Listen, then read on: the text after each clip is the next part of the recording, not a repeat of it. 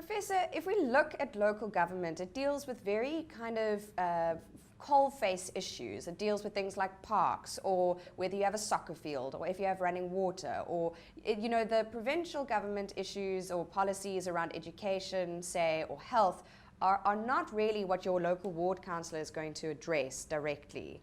So what then does it mean if the majority of the ANC voters are not represented on local council? But that works with the assumption that only the ANC governs to the benefit of African township or African rural areas. And that's not the case. I mean, I think the ANC have created that perception, but a government, doesn't matter which party is in power, is supposed to govern to the benefit of all its citizens. So what this means is that if the DA is in power, they will need to govern to the benefit of all its citizens in those specific wards or constituencies. And I think that is what the DA has been trying to say all along, that they will do that they are not going to discriminate. And I think we have, as South Africans, have this perception that the ruling party rules only in favor of the people who voted for it, because the ANC has actually been governing like that. But that is not the way it's supposed to be. But has the ANC really been governing like that in all areas? If you kind of break it down to local government, are there not councillors and members of the ANC who are very much committed to service delivery across the board, because they understand the distinction between party politics and being an administrator for the general public, whether they voted you in or not? I am sure they are, and I'm sure there are people who are really committed to service delivery on the local government level, and one would probably see that in the wards where there's good service delivery. The point is, if you look at the audits of local governments, then less than 20% of local governments get a clean audit, which means that money is either frivolously spent, mismanaged, or embezzled. And that's the problem. People are not happy with service delivery. Then we need to ask that question: to what extent does the ANC do good service delivery? And I think, to be fair, we also have to ask that question of the DA, because many of those service delivery protests occur in a province run by the DA. That question needs to be asked from all parties, yes, because that is what parties are supposed to do when they're in power. They're supposed to govern to the benefit of all its citizens.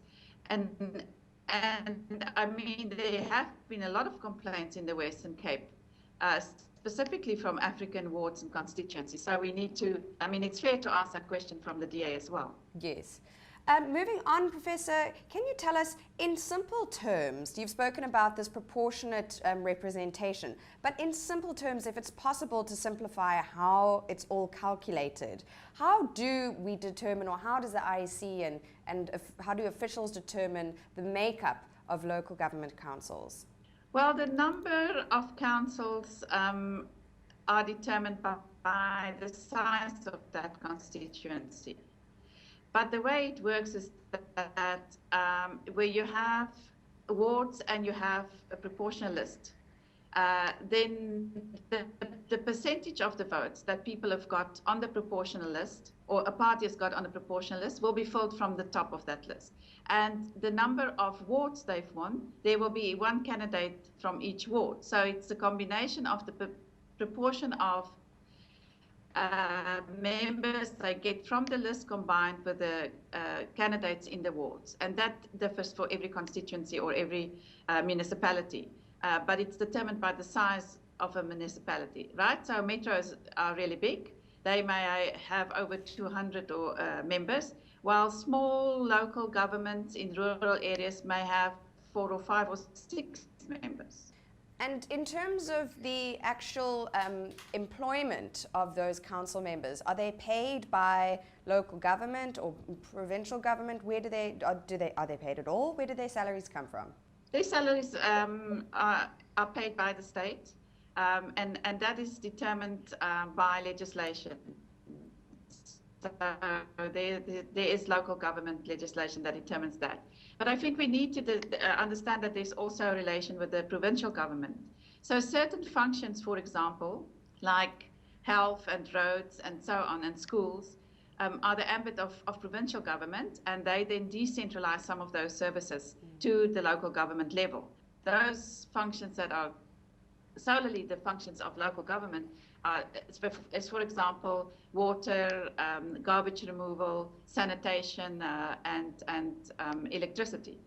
But one needs to keep into consideration there's always a working relationship between the province and the local government.